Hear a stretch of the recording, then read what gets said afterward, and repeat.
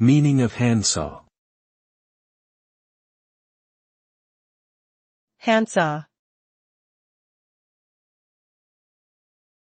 Handsaw. handsaw, Handsaw. A handsaw is a manual cutting tool with a toothed blade. It is primarily used for cutting wood, but it can also be used on other materials such as plastic and metal. The teeth of the blade are designed to cut in only one direction, making it an effective tool for precise cutting tasks. The blade is held in place by a handle, which is typically made of wood or plastic.